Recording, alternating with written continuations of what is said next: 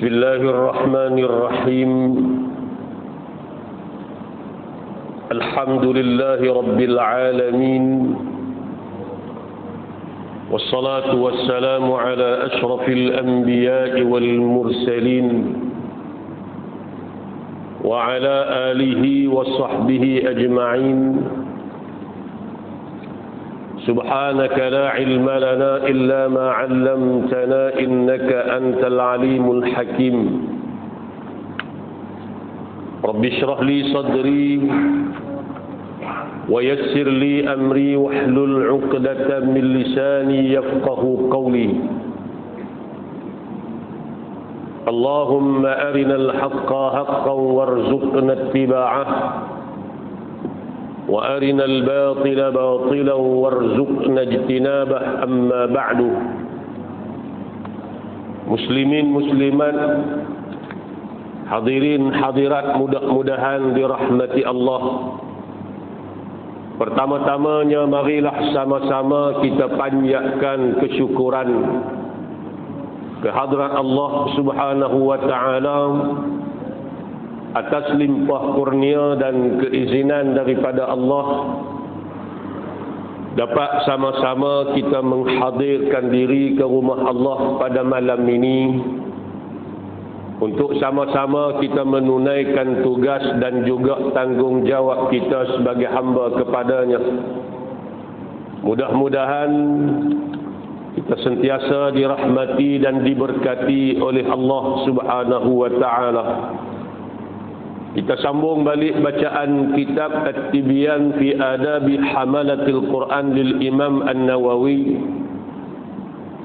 Bulan lepas kita berhenti pada muka surat yang ke-43. Sambungan pada muka surat yang sama, perenggan yang atas sekali itu. Qala al-musannif rahimahullahu ta'ala wa nafa'ana bi'ulumihi fid darain amin. Fasal kata dia yakni murid. Dia yakni murid juga hendaklah beradab dengan rakan-rakan seperguruan dan para hadirin yang menghadiri majlis ilmu gurunya. Murid kita yang belajar ilmu bila duduk dalam majlis satu orang guru, maka kata Imam Nawawi kena beradab dengan rakan-rakan seperguruan dan juga orang-orang yang hadir sama untuk mengaji dengan kita. Mai menuntut ilmu ada adabnya. Kadang-kadang setengah kita mai duk menyembang. Di sini tak ada lah, belah sana. 2-3 masjid kita ada tegak. Dia mai duk belakang kita pula tu. Menyembang terus pada kita. Kita mengajak lagi terus, dia lagi terus menyembang. Sampai kita kena tegur. Nak tegur kasar pun berubah sangat dah. Kan? Bila dia meduk dua orang menghadap aku tu jadi kerja. Macam-macam tajuk dia bawa. Jadi majlis.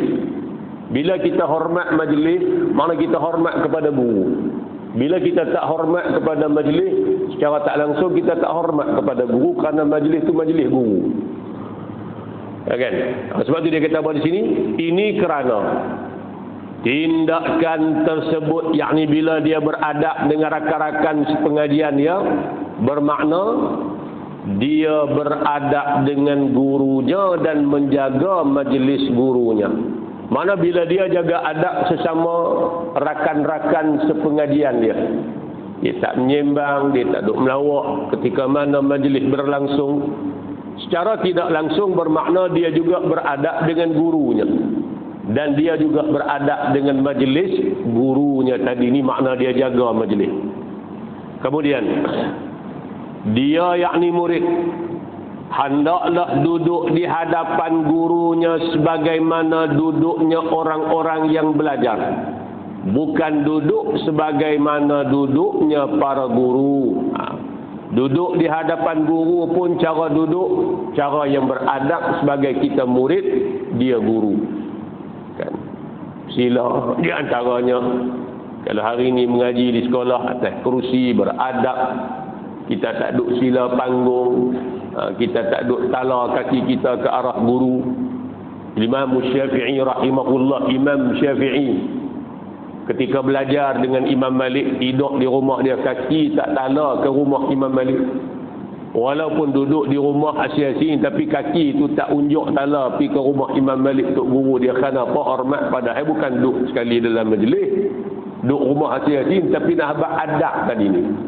Sampai begitu sekali. Sebab tu lah ilmu yang mereka dapat bukan saja ilmu, tapi ada barakahnya, kebaikan. Makin ada ilmu, makin bertambah-tambah kebaikan tadi ni.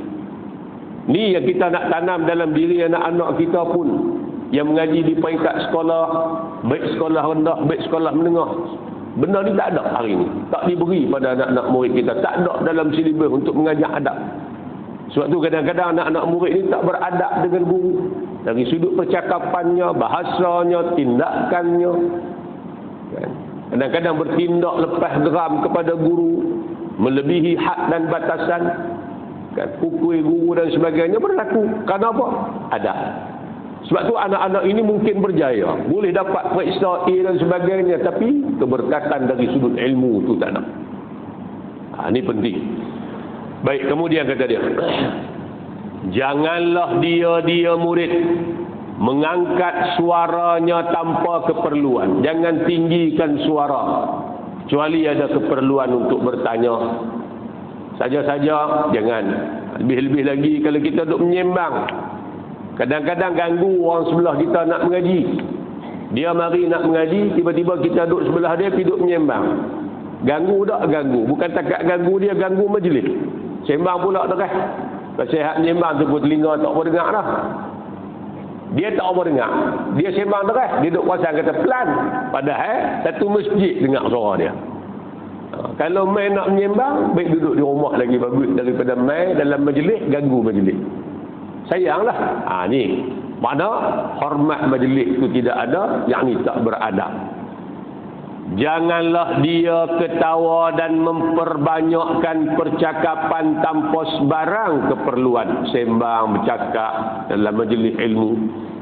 Janganlah dia mempermain-mainkan tangannya dan lainnya. Tangan duk tak diam. Kalau hari ini kita telefon lah. Janganlah dia berpaling ke kanan dan ke kiri tanpa keperluan. Malah dia yakni murid hendaklah menumpukan sepenuh perhatian dan pendengaran kepada gurunya. Berikan tumpuan hati tadi ni, tumpu kepada apa yang nak disampaikan oleh guru. Mudah-mudahan kita terkesan dengan penyampaian ilmu tadi dan masuk dalam hati fikiran kita.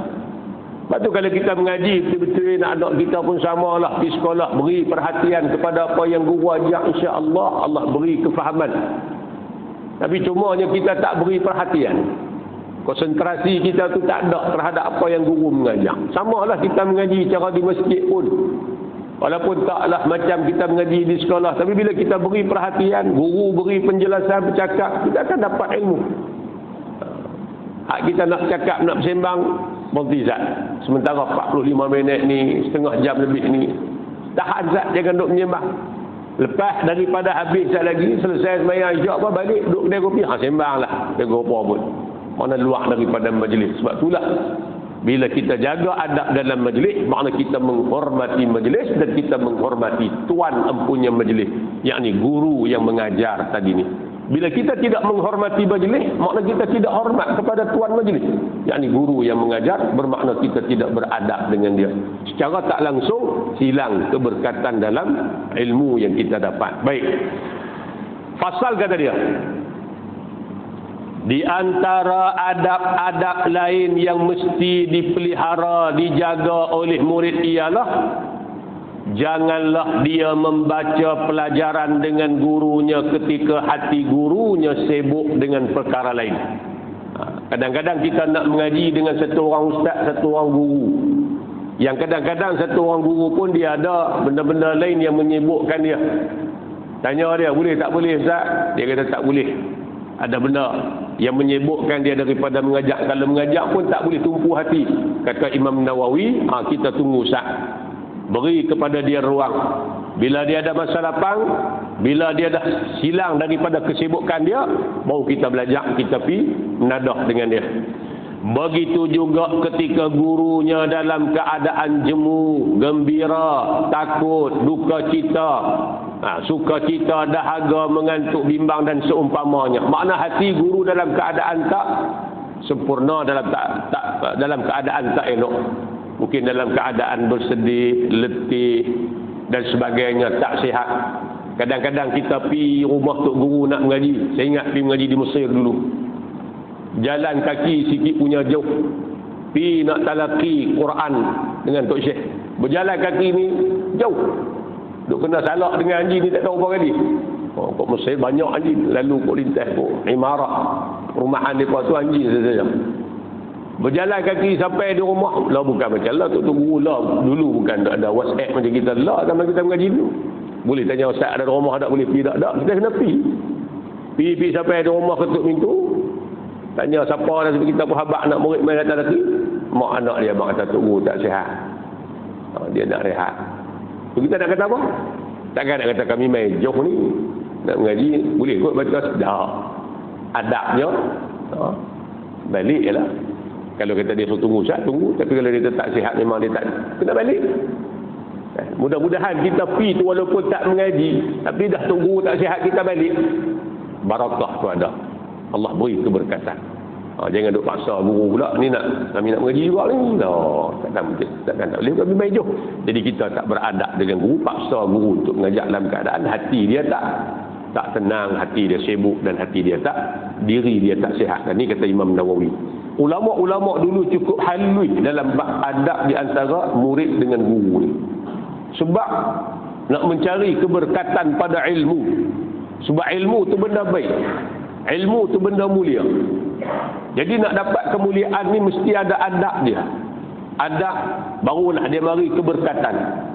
Bila ada barakah ilmu tadi dia bawa kita kepada kebaikan. Ada orang dapat ilmu mengaji tinggi, mengaji banyak, tapi semakin dia dapat ilmu semakin jauh daripada kebaikan. Itu disebutkan kepada kita man izdada ilman walam yazdad hudan. Siapa-siapa yang makin bertambah ilmunya tapi tidak bertambah hidayahnya. Ilmu makin banyak, mengaji makin tinggi, mengaji makin lama tapi hidayah petunjuk kebaikan tak bertambah. Makin jauh dia dengan Allah. Lam yazdad illa bu'da. Tidak bertambah ia melainkan bertambah jauh dia daripada Allah Subhanahu wa taala. Wa na'udzubillahi min dzalik. Berapa ramai orang yang cerdik yang menentang Allah Subhanahu wa taala, lawan Rasul. Bukan orang bodoh-bodoh, orang cerdik pandai yang mempertikaikan hukum makam Islam, mempertikaikan apa yang Nabi suruh, mempertikaikan hukum Allah. Adakah orang bodoh, orang tak mengaji? Orang mengaji, orang cerdik pandai. Tapi dengan ilmu yang mereka dapat bukan mendekatkan mereka dengan Allah, dengan agama. Dengan ilmu yang mereka dapat bahkan menjauhkan mereka daripada hidayah petunjuk Allah Subhanahu wa taala. Wa na'udzubillahi min dzalik. Sebab tu ilmu disertai dengan barakah, dia akan bawa kita kepada kebaikan dan tunjuk Allah Subhanahu wa taala. Kemudian kata dia hendaklah mengambil kesempatan pada waktu guru-gurunya berada dalam keadaan cergas. Ni kalau masih ada di kalangan kita tok-tok guru yang sihat, tok-tok guru yang alim ni, yang sihat tubuh badan dia, yang boleh mengajak, ambil kesempatan untuk menadah mengaji ilmu. Ambil kesempatan sebanyak mungkin untuk kita ambil ilmu daripada dia. Sebelum mari masa dia sakit, dia tak sihat, dia tak boleh mengajak dah. Waktu tu kalau kita nak ambil ilmu pun tak sempurna dah.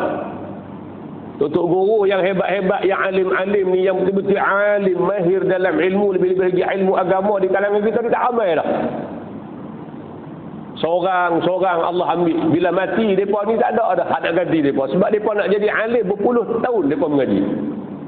Sebab tu Nabi kata Allah tidak mencabut ilmu daripada dada-dada manusia seperti mana kita mencabut keris ataupun golok parang daripada sarungnya. Cabut, hilang, terus dah.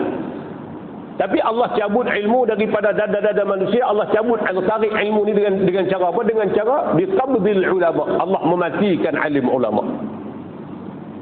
Tutup guru, orang alim di kalangan kita, Allah matikan. Bila mati mereka ni, bawa sekali dengan ilmu. Tapi kalau kita ada ni tak rebut peluang. Waktu mereka sihat, waktu mereka boleh mengajak kita tak pergi mengaji menadah. Bila mati mereka, ilmu akan pergi sekali dengan mereka. Hilang, habis ilmu.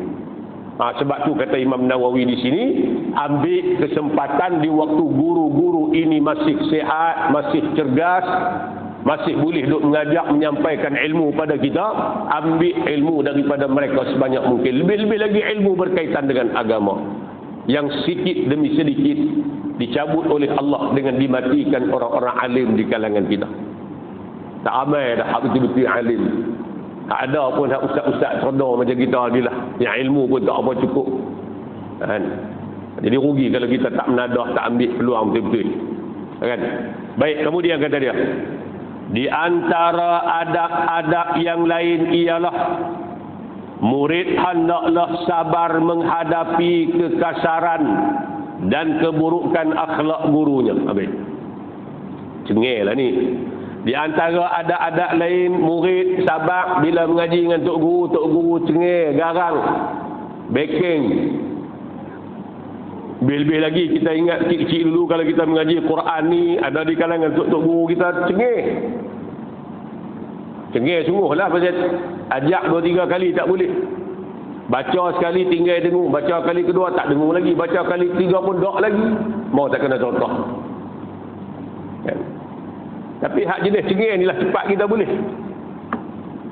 Marah kita. Marah bukan pasal benci tak, tapi marah pasal nak suruh kita ni boleh. Ambil berat, beri perhatian. Kan? Beza. Kalau guru tu satu orang yang cengih dengan guru yang lembut, kadang-kadang lambat boleh. Lambat boleh. Dia marah kita tu kadang-kadang. Ngajak Quran dulu, pegang rotan duk tepi, tak tibai pun kadang-kadang. Tibai pun kadang-kadang marah sangat, tibai lantai je, bukan tibai kita pun. Tapi bila kita takut, ada perasaan gerun dengan dia tadi ni, sebelum nak baca ke dia tu, pelancak dulu kita pun. 3-4 kali baca, tak salah.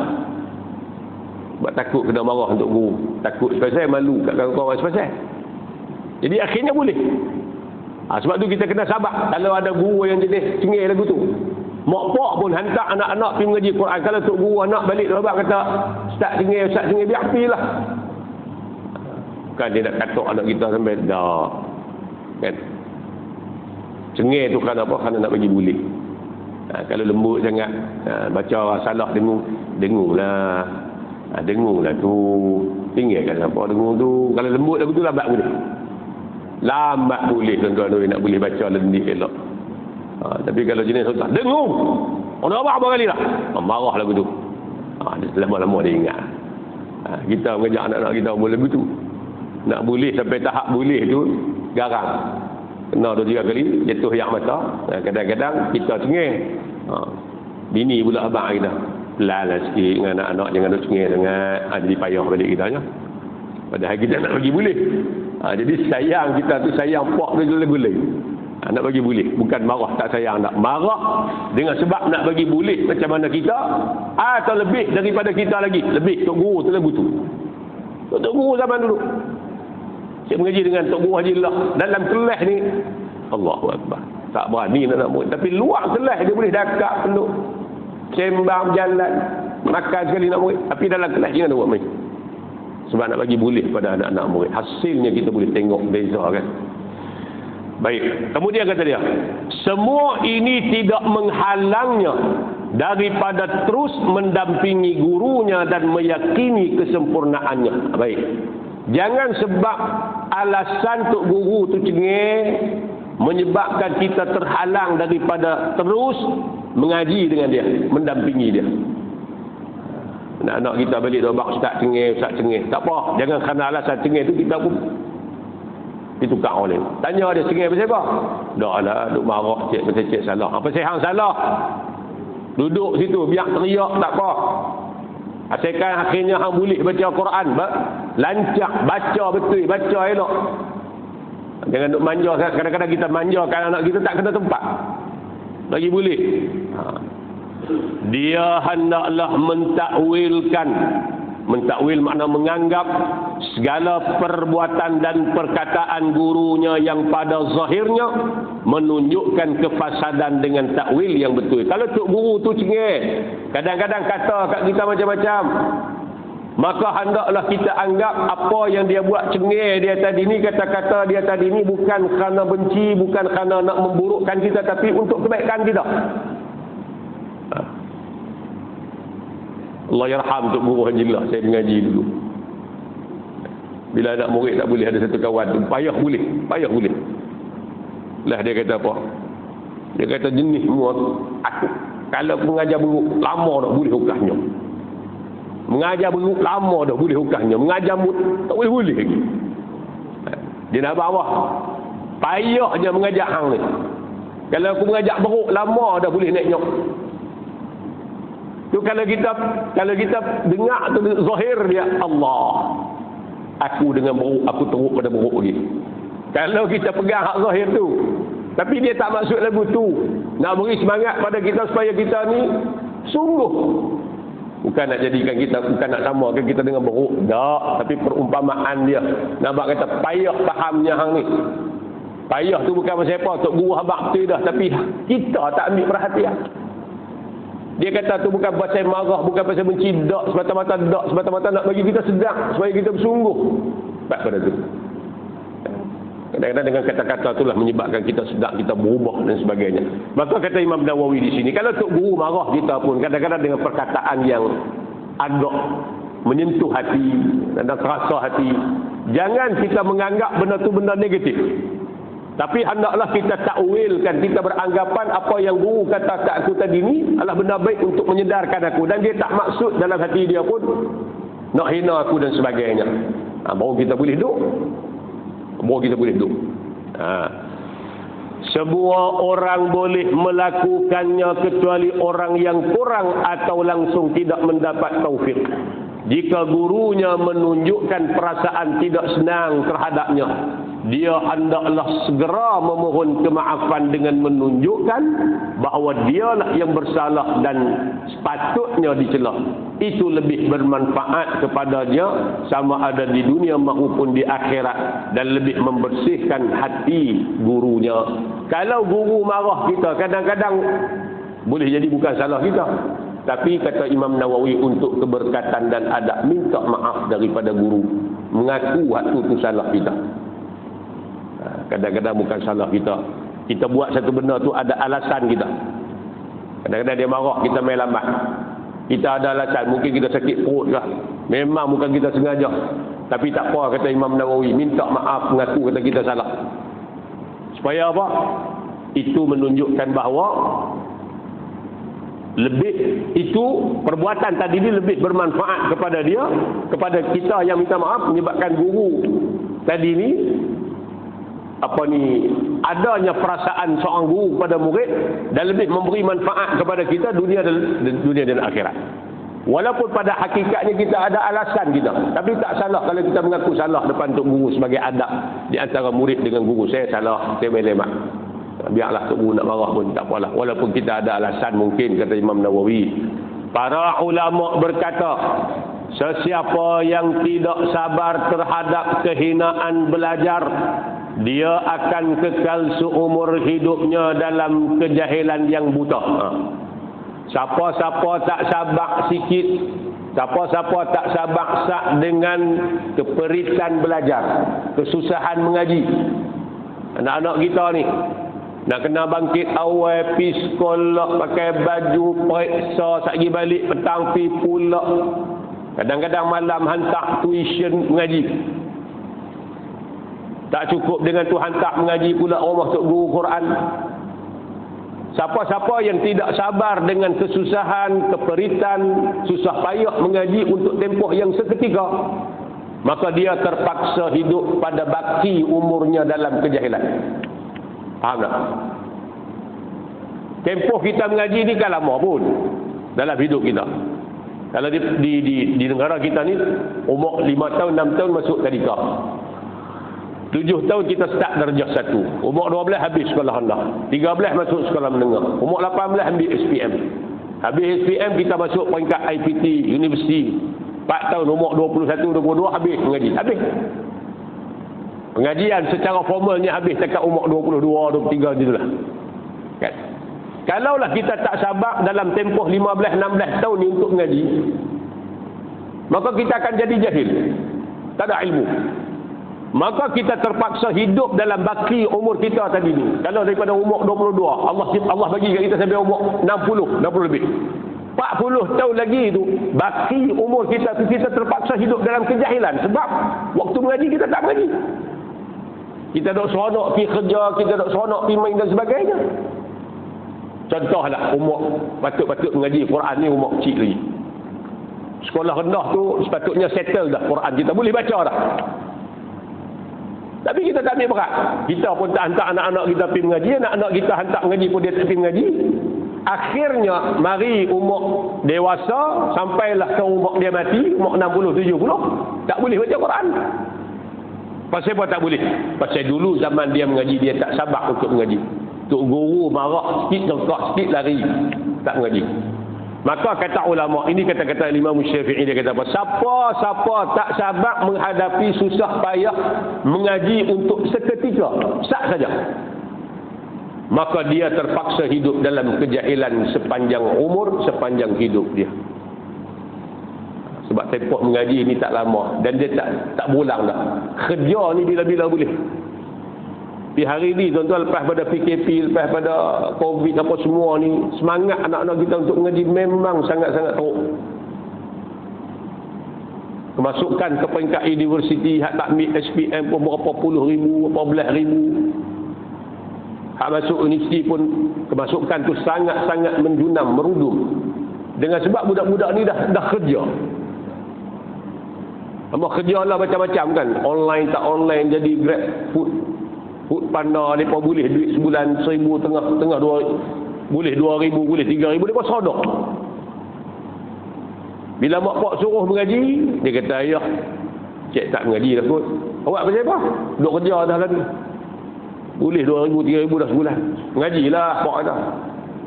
Tak apa kot pak. Ni cik boleh 3,000 sebulan, 500 cik bagi ke pak sebulan. Cik bagi ke ayah 500 sebulan. Pak dia pun awal semangat suruh mengaji, dengar kata anak nak bagi 500 sebulan, dia kata ikut hang. Tak mengaji berhenti dengan ayak tu. Kalau zaman mengaji kita tak mengaji, dia takkan berulang dah benda tu. Habis. Sebab tu ulama kata kalau hampa tak sabar sat untuk tahan kesusahan mengaji dalam tempoh mengaji, esok hampa hidup dalam baki umur hampa dalam kejahilan. Jadi anak-anak kita beri galakan untuk mengaji. Beri galakan pada mereka untuk mengaji. Kalau saya fikir pasal kerja, tak ada duit, aku bagi. Carilah rezeki, Allah akan beri insya-Allah. Selama mana niat kita baik untuk menyara kehidupan anak kita, beri pelajaran. Inilah satu-satu benda harta yang kita boleh beri ke mereka. Yang kita nak keluar daripada kepompong kemiskinan dalam kehidupan kita yang kita dah warisi berapa generasi, kita nak bagi harta juta, tanah, kita tak mampu. Kita bagi apa? Bagi ilmu. Satu-satunya harta yang sangat bernilai yang duduk dalam diri kita, yang orang lain tak boleh ambil daripada kita. Ada tanah, ada duit, orang boleh ambil, tapi harta ilmu ni bila kita ada dalam dada kita, tak ada siapa boleh ambil, tak boleh curi daripada kita.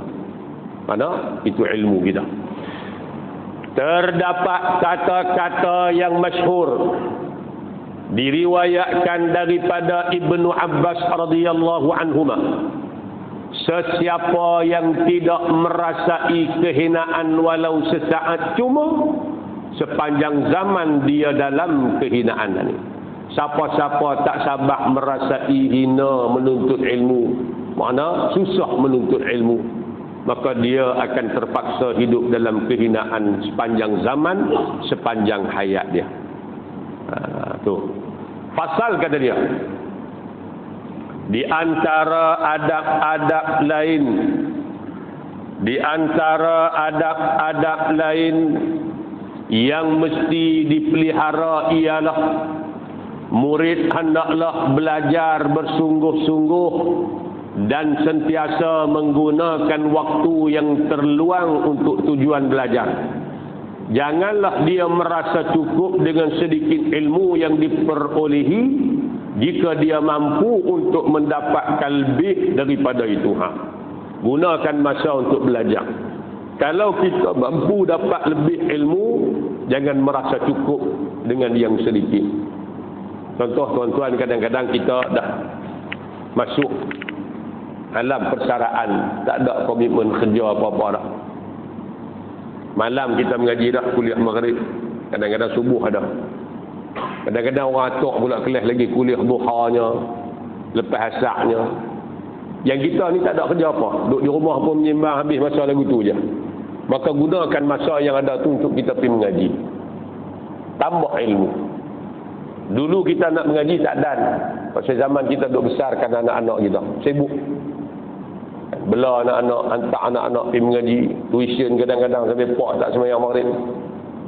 Pasal nak bagi anak ni periksa cemerlang dalam SPM, hantar tuition lepas maghrib, pergi sebelum maghrib, patah balik rumah isya dah, maghrib pun tak sembahyang. Jangan ada buat lagu tu lah. Bagi kita nak cari ilmu, ilmu ni hak Allah. Tu saya nak buat banyak. Hantar anak kadang-kadang sekolah pagi, pak bangkit lewat, terkejut bangkit hantar anak pergi sekolah. Anak pun tak suruh sembahyang, pak pun tak sembahyang subuh ke.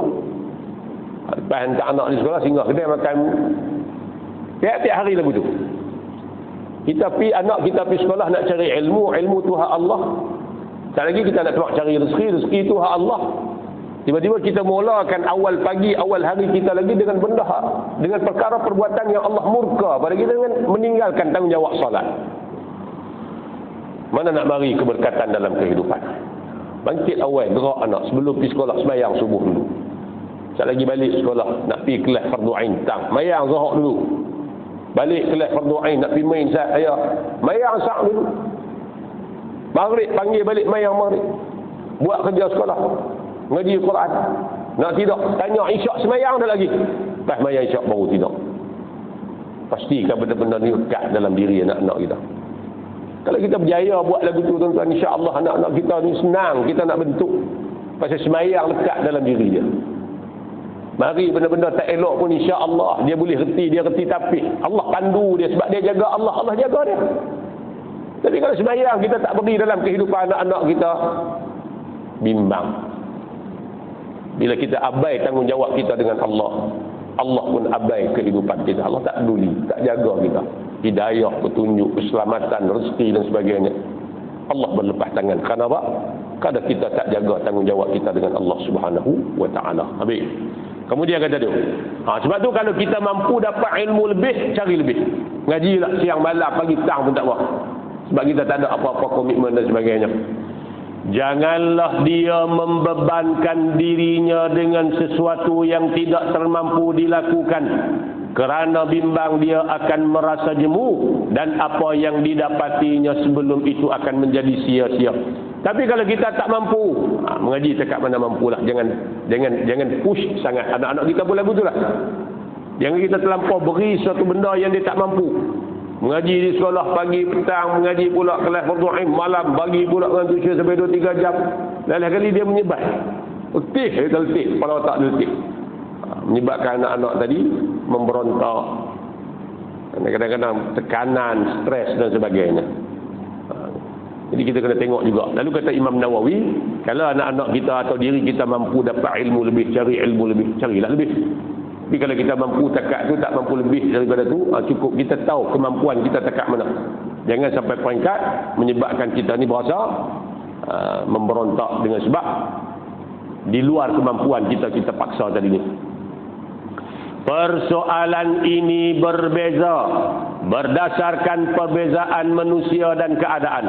Maknanya tak samalah kedudukan ataupun kita ni. Kadang-kadang si A ni dia mampu lebih, dia ambil lebih. B walaupun tengok dalam bab lain dia rajin, tapi dalam bab ilmu tak boleh bagi lebih daripada ni. Cukup kadar tu supaya tak mari berasa jemu. Anak-anak kita pun sama, tak sama tuan-tuan. Anak sulung, anak nombor 2, nombor 3, nombor 4.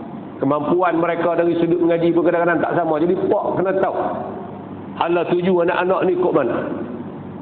Hari ni mak pak hantar anak pergi menghafal Quran, baguslah, kita pun mau. Tapi bukan semua budak-budak boleh. Kadang-kadang atas paksaan pak mak yang bersungguh-sungguh, pak yang bersungguh-sungguh, hantar pergi sekat jalan, dia patah balik, tak boleh menghafal dan sebagainya. Kalau anak-anak kita tak mampu, mungkin 30 juzuk, dia mampu sikit-sikit lah. Kalau dia tak mampu juga, jaga Quran dia bagi betul bacaan, selesai bacaan dia. Jadi kita nak, tapi kadang-kadang soal kemampuan tadi ni kita nak tengok juga. Jangan sampai peringkat dia jemu ataupun memberontak kerana benda tu di luar daripada kemampuan dia. Kemudian, apabila dia datang ke rumah gurunya untuk belajar, tetapi gurunya tiada, dia hendaklah menunggu di depan pintu. Janganlah dia pulang. Ini kerana kepulangannya akan menyebabkan gilirannya untuk mendapatkan ilmu pada kali itu tidak tercapai. Kecuali jika dia bimbangkan gurunya tidak suka untuk mengajarnya pada ketika itu, seperti dia mengetahui pada waktu kebiasaannya, guru memberikan pengajaran pada waktu-waktu tertentu sahaja. Macam tadilah, kita pergi mengaji. Mungkin di sini budaya kita lain sikit lah. Tapi budaya-budaya di tempat lain di negara Arab, sebagai contoh yang saya bak tadi, kadang-kadang Tok Syekh tu di rumah. Kita pergi nak mengaji Quran dengan dia di rumah dia. Kita nak WhatsApp, nak telefon zaman dulu bukan macam zaman lah. Tok guru pun tua. Guru-guru di Mesir pula ramai yang buta, hafal Quran 30 juzuk buta. Jadi mau tak mau kita berjalan kaki pergi sampai di rumah. Pergi sampai di rumah. Kalau guru tadi tak ada ataupun guru tadi tak sihat, dia kata tunggu. Kita tunggu lah. Tunggu. Jam-jam. Lagi kita boleh tunggu. Sampai dia kata, okey boleh lah. Jangan duk paksa dia kata, kami lambat ni, boleh kot cepat ni. Tu makna tak ada adab dengan guru tadi ni. Kan? Dengan guru tadi ni. Adab tu kena ada. Kadang-kadang kita pun sama lah. Guru-guru yang mengajar di masjid kita. Tanya ustaz, macam mana kuliah malam ni? Dia kata, insyaAllah okay, boleh. Tak apa. Kalau dia kata, saya tak apa sihat, ataupun saya ada urusan lain yang saya tak boleh nak elak, kita jangan duk paksa pula, lah Ustaz, dah lah minggu lepas tak main ni, macam mana ni? Jadi, nampak di situ tak ada adab. Nampak di situ kita tidak beradab. PR kita agak lemah di situ. Tak apa, dia tak boleh lah. Tangguh lah. Macam mana? Mungkin dia ada urusan lain yang lebih penting, atau masalah kesihatan ke apa-apa. Beri ruang kepada dia. Bila dia lapang, dia beri. Jika dia mendapati gurunya sedang tidur atau melakukan urusan lain, janganlah dia meminta izin untuk masuk, malah hendaklah dia bersabar sehingga gurunya bangun atau selesai melakukan urusan itu ataupun dia beredah. Kadang-kadang sampai di rumah Tok Guru pergi nak mengaji tasmid, baca Quran, talaqi apa semua, Tok Guru lena. Jangan dobak kat anak. 3 asal ni kata anak murid main nak mengaji. Tu guru, anak murid yang tidak beradab dengan guru dia. Jadi tunggu sampai bila dia Tok Guru tu bangun. Kadang-kadang Tok Guru mengajar kita tu dah berumur, dah perlu rehat dan sebagainya. Letih, kita pun tak tahu urusan-urusan dia yang lain. Maka kata Imam Nawawi sebagai adab anak murid, tunggulah. Tunggu sampai dia bangun. Dia selesai urusan dia, masuk bilik ayak apa siap apa semua, dia panggil masuk, api. Ni. Hak ni yang kadang-kadang berkat ni, sabar kita pergi tunggu Tok Guru tu. Kadang-kadang kita baca tak banyak mana pun, tapi ilmu tu Allah bagi banyak. Pasal apa? Pasal barakah tadi ni. Barakah tadi ni. Kadang-kadang demikian keadaannya. Jika dia bersabar, maka tindakan adalah lebih utama sebagaimana yang dilakukan oleh Ibnu Abbas dan lain-lainnya. Sabar, tunggu saat baik. Hendaklah dia bersungguh-sungguh untuk mendapatkan ilmu ketika masih lagi memiliki kelapangan, kecergasan, kekuatan tubuh badan, kecerdihan fikiran dan kurang kesibukan sebelum datangnya penghalang-penghalang seperti rasa malas dan ketinggian kedudukan yang menyebabkan dia sibuk. Kita ni sementara kita ni ada masa lapang, sihat tubuh badan, tak duk sibuk dengan benda-benda jawatan kepimpinan, mengaji bagi alim, bagi ada ilmu.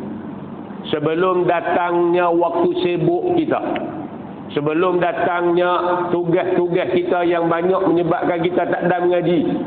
Batu anak-anak kita zaman dia mengaji, dia bagi mengaji sebab dia tak kena fikir apa banyak, nikah pun tak lagi, anak-anak pun tak ada lagi. Duit ringgit tak ada, telefon tak pak bagi, tak kena fikir apa. Nak kena fikir komitmen kereta apa, tak ada bayar apa bulan-bulan. Mengaji. Sebelum esok ni mari masa sibuk, bila dah start menikah, ada dah benda nak kena fikir. Suami, isteri, dapat anak-anak pula. Kerja pula. Fikir kerja pula, siang tak dandah. Celah-celah tu pula. sibuk terlibat dengan politik, jadi politik ahli politik pula, jadi wakil rakyat, nak fikir masalah rakyat dan sebagainya. Nak main duk mengaji macam kita tak ada dah. Tak ada masa dah. Sebab itulah dia kata apa? Amirul Mukminin Umar ibn al-Khattab berkata, belajarlah kamu sebelum kamu jadi pemimpin ni. Mengaji, belajar sebelum kamu jadi pemimpin. Tafaqahu qabla an tasudu. Sebelum kamu jadi pemimpin, mengaji bagi alim. Kalau tak jadi pemimpin kepada rakyat pun, pemimpin kepada keluarga, yakni suami, ayah. Kalau tak jadi pemimpin negeri pun, jadi pemimpin kepada keluarga. Pemimpin pada keluarga pun sibuk, tak sangka dah. Anak-anak 3-4 orang macam-macam keadaan, sakit, demam, sekolah, tuition, program tu, program ni, tapi tak ada mengaji. Jadi sebelum kita ada apa-apa komitmen yang menyebabkan kita terhalang daripada nak cari ilmu, maka mengajilah. Maksudnya kata Umar ibn al-Khattab, berusahalah bersungguh-sungguh untuk menyempurnakan keahlian kamu semasa kamu masih lagi menjadi orang bawahan sebelum kamu menjadi pemimpin. Kerana jika kamu sudah menjadi pemimpin yang diikuti, kamu tidak akan lagi berpeluang untuk menuntut ilmu lantaran ketinggian kedudukan dan kesibukan kamu. Sebelum kamu jadi pemimpin, ngaji. Sebab masa tu kamu ada masa. Bila kamu dah jadi pemimpin, kamu tak dan mengaji. Sebab apa tak dan? Yang pertamanya sebab kedudukan kamu. Takkan Perdana Menteri nak duduk mengaji macam kita ni, tak mengaji dah. Takkan mengaji dah. Nak duduk mengaji masuk pondok lepas pada jadi menteri. Tak, tapi fikir masalah lebih banyak, tak dan masa habis tu je. Kita jadi orang bawah rakyat ni ada masa pun, kan? Dan juga kenapa? Kerana masa. Duk fikir masalah orang, masalah negara, masalah rakyat, masalah negeri, lebih daripada fikir masalah pasal nak menuntut ilmu. Waktu kita ada peluang ni mengaji mengaji sungguh-sungguh sampai kita jadi alim. Sama lah kita pun, kadang-kadang kita duk puasa, aku tak puas kot. Takkan lepas nak nanti aku jadi tu imam. Kita tak tahu ke depan ni, entah akan surau kita, masjid kita tak ada tu imam. Orang duk fikir tengok tak ada siapa dah. Kita lah orang yang paling layak. Calon kita jadi tu imam. Kalau dulu kita tak mengaji, ilmu kita takat tu saja. Esok bila naik jadi tu imam duduk jawatan atas, lagi tak ada nak mengaji. Sibuk fikir. Matilah, nak nikah lah, tak ada. Jadi sebelum kita duduk di atas sebagai ketua, sebagai pemimpin, mengaji bagi alim, kata Sayyidina Umar radhiyallahu anhu. Itu di antara pesanan mereka. Sebab tu zaman mengaji anak-anak kita ni, pastikan mereka mengaji sungguh-sungguh. Esok kalau mereka jadi pemimpin ketua, mereka jadi pemimpin ketua yang ada ilmu. Inilah juga maksud kata-kata Imam Syafi'i. Imam Syafi'i kata apa? Tuntutlah ilmu sebelum engkau memimpin. Jika engkau telah memimpin, maka tidak ada lagi peluang untuk menuntut ilmu. Imam Syafi'i kata mengajilah bagi alim. Tuntut ilmu sebelum kamu jadi pemimpin, ketua dalam masyarakat, dalam keluarga. Esok bila kamu dah jadi pemimpin, jadi ketua pemimpin, kamu tak ada mengaji dah, kata Imam Syafi'i rahimahullah. Memang benar sebagaimana yang dipesankan oleh para alim ulama kepada kita. Jadi saya nak pesan pada tuan-tuan, tengok anak-anak kita, beri semangat pada mereka untuk mengaji. Anak cucu kita pun, kalau nampak macam kendor nak mengaji malas dan sebagainya, beri rangsangan pada mereka, mengajilah. Paksa. Soal nak fikir pasal kerja, kemudian kerja ada insya-Allah. Bila ada ilmu di dada, tak usah bimbang lah. Walaupun dalam dunia keadaan orang pakat berebut nak kerja, cari kerja tak ada dan sebagainya, tak usah bimbang lah. Yang penting bagi ada ilmu dalam dada dulu. Itu yang paling utama. Soal pekerjaan, soal nak cari rezeki, insya-Allah dia akan mari kemudian nanti. Nanti kita akan sambung pasal hendaklah dia memulakan pelajaran dengan gurunya pada awal pagi. Mengaji bila? Di antaranya hak paling baik untuk kita cari buat apa pun, mengaji kah, cari rezeki kah, di awal pagi. Kerana awal pagi ini waktu yang diberkati. Nabi pernah berdoa, Allahumma barik li ummati fi bukuriha. Ya Allah, berilah keberkatan pada umatku pada awal paginya. Mana awal pagi, lepas pada subuh, waktu duha. Waktu tu kalau kita buat apa pun dia ada berkat. kerja kita ke, mengaji kita ke, buat apa pun. Sebab waktu tu waktu Nabi doa supaya Allah beri keberkatan bagi kita. Jangan kita duduk alik tidur keras dalam rumah. Sedangkan waktu tu waktu barakah. Nanti kita akan sambung dalam pertemuan akan datang insya-Allah. Bismillahirrahmanirrahim. Alhamdulillahirabbil alamin wassalatu wassalamu ala asyrafil anbiya'i wal mursalin wa ala alihi wa sahbihi ajma'in. Allahumma arhamna bil Qur'an waj'alhu lana imaman wa nuran wa hudan wa rahmah. اللهم ذكرنا منه ما نسينا وعلمنا منه ما جهلنا وارزقنا تلاوته آناء الليل وأطراف النهار واجعله لنا حجة يا رب العالمين. اللهم إنا نعوذ بك من علم لا ينفع ومن قلب لا يخشع ومن عمل لا يرفع ومن دعاء لا يسمع. نعوذ بك من هؤلاء الأربعة. ربنا آتنا في الدنيا حسنة وفي الآخرة حسنة وقنا عذاب النار. وصلى الله على سيدنا محمد وعلى آله وصحبه وبارك وسلم. الحمد لله رب العالمين. تقبل الله منكم.